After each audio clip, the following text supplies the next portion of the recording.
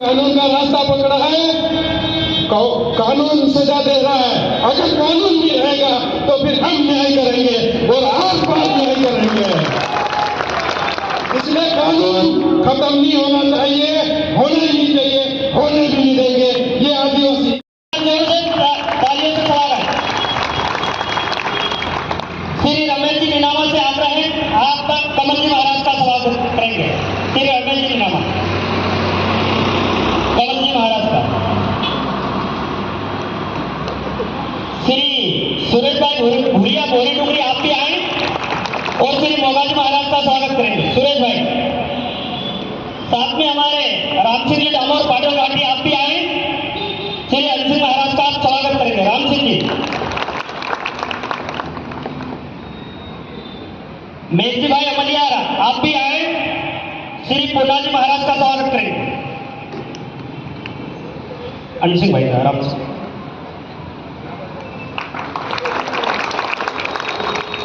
जोगड़ा भाई नीनामा आए,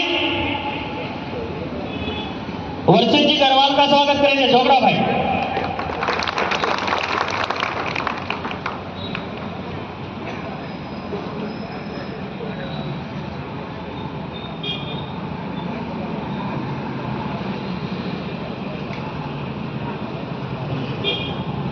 दिलीप जी भागोल आप भी आए, दिलीप जी भागोल, दिलीप जी भागोल मेचू जी का स्वागत करेंगे। मेचू जी महाराज,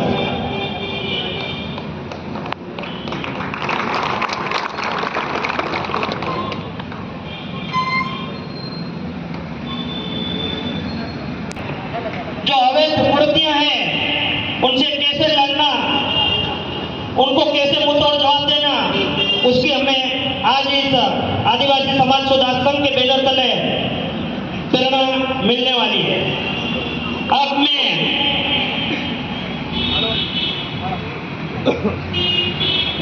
इस कार्यक्रम के उद्बोधन के लिए आजाद प्रेम जी से आग्रह करूंगा कि आज के इस कार्यक्रम में अपना उद्बोधन व्यक्त करें। आजाद प्रेम सिंह जी के लिए एक बार जोरदार तालियों से स्वागत।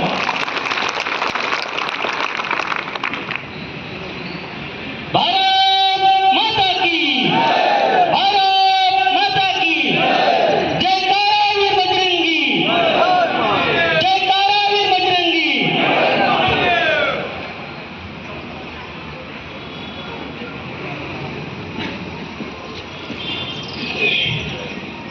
सर्वप्रथम मंच पर विराजमान महान संत परम पूज्य गुरुदेव के चरणों में नमन। और बहुत कम समय में यहाँ पे पधारे हैं, 2-3 दिन का समय था, दूर दूर से आए सभी धर्मवीर संत महात्मा भगत यहाँ पधारे। संपूर्ण हिंदू समाज का बहुत बहुत स्वागत, अभिनंदन। ये इमरजेंसी जैसा यहाँ पे एक मैसेज मिला था कि बहुत समय से यहाँ मतलब दशकों से भगत समाज धीरे धीरे जन जागृति कर रहा था हमारे धर्म के लिए, कुरीतियों के खिलाफ। ऐसा करते करते फिर धीरे धीरे समाज में देखा गया कि धर्मांतरण करवाया जा रहा है। हमारे धर्म से अलग करके हमारे ही धर्म के खिलाफ अपने ही हिंदू को ईसाई बना के उनको यहाँ धर्मांतरित किया जा रहा था। ये लड़ाई बहुत समय से लड़ते आ रहे थे, कई वर्षों से चल रही थी, लेकिन हमने इसको थोड़ा सा एक रूप बदला है। रूप कैसे बदला है कि ताकत से अगर लड़ेंगे तो इसमें मुस्लिम ईसाई इनका ही फायदा होता है, क्योंकि झगड़े का केस बनेगा और 10 कार्यकर्ताओं पे आमने सामने एफआईआर होगी तो कार्यकर्ता घर बैठ जाएगा। तो किसी भी समस्या का एक हल होता है। इस धर्मांतरण का हमने हम पढ़े लिखे हैं, पढ़ाई करी, कानून की किताबें पढ़ी, संविधान की किताबें पढ़ी, उसके बाद में इस समस्या का एक हल निकला। यहाँ के पुलिस प्रशासन से भी हमने जो आरटीआई कानून है उसके तहत जानकारी इकट्ठा करी, 2-3 साल तक हमने तैयारी करी। उसके बाद हमने पूरा कानून संविधान के साथ में, दस्तावेजों के साथ में पुलिस प्रशासन और सरकार के सामने प्रेस कॉन्फ्रेंस के माध्यम से एक बात रखी कि ये जो धर्मांतरण हो रहा है ये पूरा गैर कानूनी है, अवैध है, विधि विरुद्ध है। कैसे? क्योंकि भारत संविधान से चलता है भारत देश, और यहाँ कानून व्यवस्था बना रखी है, न्यायिक व्यवस्था बना रखी है। कानून बना है मध्य प्रदेश में, मध्य प्रदेश सहित अन्य कई राज्यों में, उसमें लिखा गया है कि कोई भी व्यक्ति जब धर्मांतरित होता है, ईसाई बनता है या मुसलमान बनता है अपना हिंदू धर्म छोड़ के, तो उसको सबसे पहले जिला कलेक्टर, जिसको मजिस्ट्रेट बोला जाता है, मजिस्ट्रेट में जाएगा।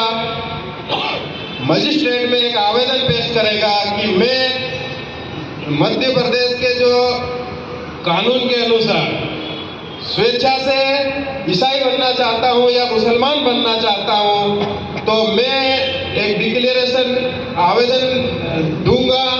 ऐसे ही एक व्यक्ति को वहां देना पड़ेगा। उसके बाद में उसका जो धर्मगुरु है, ईसाई धर्मगुरु या मुसलमान, वो भी एक आवेदन देगा और उसमें जो फॉर्म भरेगा उसमें लिखेगा कि मैं इस हिंदू लड़के को, इस हिंदू व्यक्ति को अब ईसाई बना रहा हूं। और जो हिंदू व्यक्ति ईसाई बन रहा है वो भी लिख के देगा कि हाँ मैं हिंदू था, अब मैं ईसाई बन रहा हूं। ये प्रक्रिया होने में 2 से 3 महीने लगते हैं। फिर जिला मजिस्ट्रेट उसको एक कागज जारी करता है कि हाँ तू कानूनी रूप से अब ईसाई बन गया है।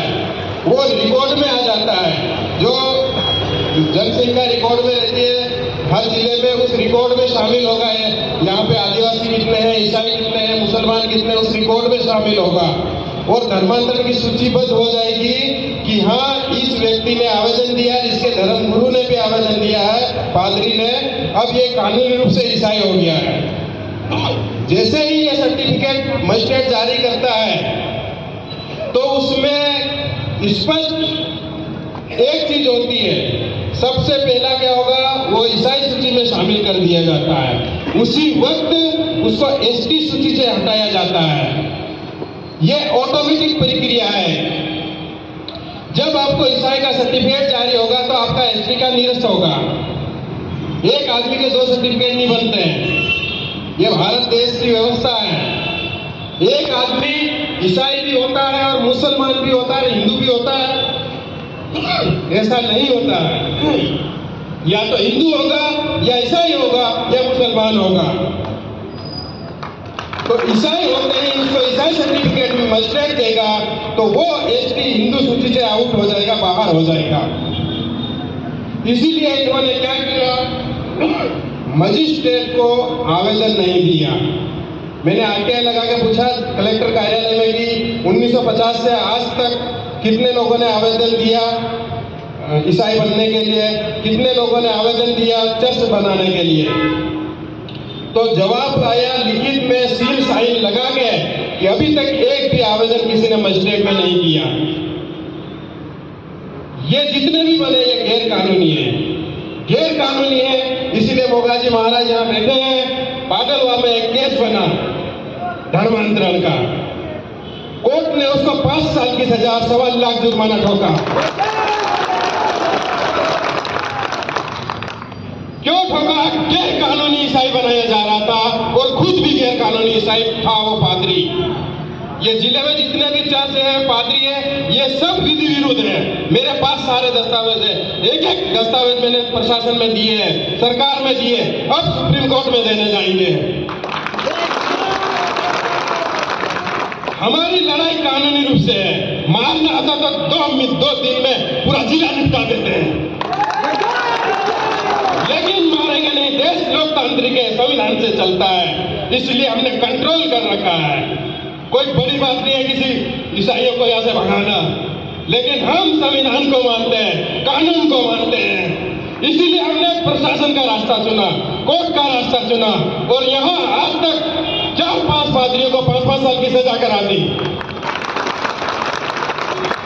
सारे चर्च यहाँ के गैर कानूनी है, सारे ईसाई गैर कानूनी है, सारे पादरी विधि विरुद्ध बने हैं। वो यहाँ जो पीटर खराड़ी है, डायसिस का बड़ा पादरी फादर बोलते हैं, वो खराड़ी था।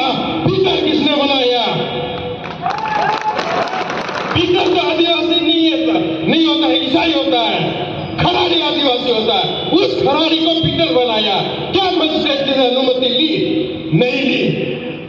इसके पास नहीं है, डायसिस के पास नहीं है, कैथोलिक डायसिस के पास भी एक भी विधिवत धर्मांतरण का सर्टिफिकेट नहीं है।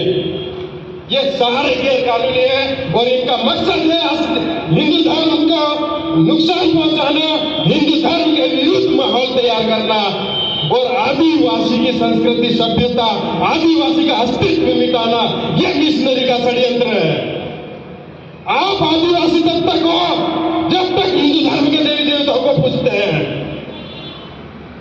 तब आप एसटी हो, तब आपकी जमीन कोई नहीं खरीद सकता। जैसे ही ईसाई बनते हो, आपकी जमीन, आदिवासी की जमीन आप ले जा नहीं सकते हैं। जमीन छोड़ के ईसाई बनना पड़ेगा, ये कानून बोलता है। तो ईसाइयों को सजा हो गई कानून के अनुसार। मध्य प्रदेश धार्मिक स्वतंत्रता अधिनियम के अनुसार झाबुआ कोर्ट में 5-5 साल की सजा।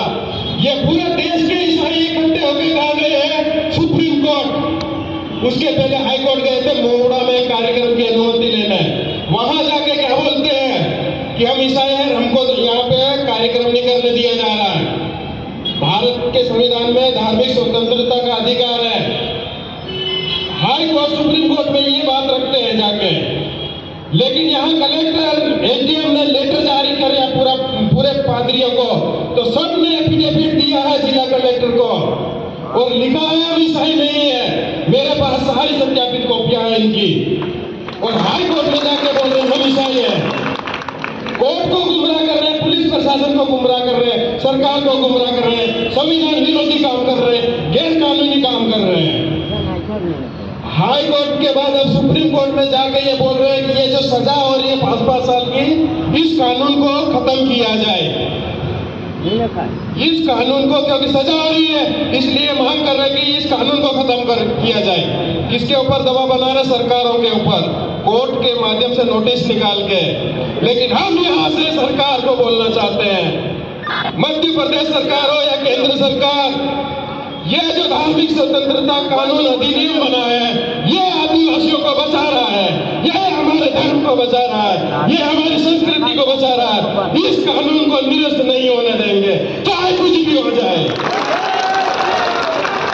ये कानून जितना मजबूत है, इसको और मजबूत किया जाए। अभी 5 साल की सजा, अब इनको उम्र कैद की सजा का प्रावधान किया जाए। क्योंकि ये देश हिंदुओं का है और ये यहाँ पे झाबुआ जिले में अनुसूचित क्षेत्र है। आदिवासियों के लिए एक संवैधानिक प्रावधान करके सुरक्षा कवच बनाया गया। मिशनरी ने बिना मजिस्ट्रेट की अनुमति, बिना कलेक्टर प्रशासन की अनुमति, बिना पुलिस से अनुमति लिए सीधे ईसाई बनाया गैर कानूनी रूप से, सीधे चर्च बनाया गैर कानूनी रूप से। आदिवासी की जमीन पे चर्च बन ही नहीं सकता। धरती पे अभी तक कोई ऐसा कानून नहीं बना जिसमें यह लिखा हो कि चर्च बन सकता है। तो ये चर्च भी तोड़ेंगे, पादरियों को भी या तो घर वापसी होगी या फिर सुप्रीम कोर्ट में जवाब देंगे हम अभी जाके कि ये कानून जो देश में बना है, संविधान बना है, इसके विरुद्ध में वहां पे ये ईसाई मिशनरी जाके कोर्ट को गुमराह कर रही है। माननीय हाई कोर्ट, सुप्रीम कोर्ट बार-बार बोल रही है आदिवासी अगर ईसाई बनता है तो उसको आदिवासी होने का लाभ नहीं मिल सकता। कई फैसले हो गए ऐसे। सरकार से मांग है कि इनको सूचीबद्ध करके ईसाई सूची में डाला जाए। ये कानून जो धार्मिक स्वतंत्रता अधिनियम है, इसको उम्र कैद में बदला जाए। इसीलिए तैयारी करना है, घर घर, गांव गांव। ये एक छोटा अभियान, आंदोलन है। बहुत बड़े लेवल में देश भर में अगर कानून खत्म होगा तो फिर उग्र आंदोलन करेंगे, सारे चर्च तोड़ देंगे हम। अभी हमने कानून का रास्ता पकड़ा है, कानून सजा दे रहा है। अगर कानून नहीं रहेगा तो फिर हम न्याय करेंगे और आस पास न्याय करेंगे। इसमें कानून खत्म नहीं होना चाहिए, होना ही नहीं चाहिए, होने भी नहीं देंगे। ये आदिवासी हितैषी कानून है, ये हमारे धर्म का हितैषी कानून है, इससे आदिवासियों की रक्षा हो रही है। ये मेन विषय था। इन्हीं शब्दों के साथ मैं अपनी वाणी को विराम देता हूँ। बहुत बहुत धन्यवाद। एक बार ऐसे नारे लगाओ कि फिर से हम जाग गए। 1-2 साल का गैप था, लेकिन फिर से हम मैदान में आए हैं। हर हर महादेव, पूरी ताकत से हर हर महादेव, हर हर महादेव, हर हर महादेव। जय जय श्री राम, जय जय श्री राम। हिंदू को बचना नहीं है, किसी भी जाति का, उनको एकजुट होना पड़ेगा। लड़ाई अब अंतिम चरण में है। कोर्ट में जवाब देगी एमपी सरकार भी, और हमको बुलाएंगे, हम भी देंगे। उसके बाद महाअभियान, महासंग्राम शुरू करेंगे झाबुआ जिले में, तय है। बहुत बहुत धन्यवाद।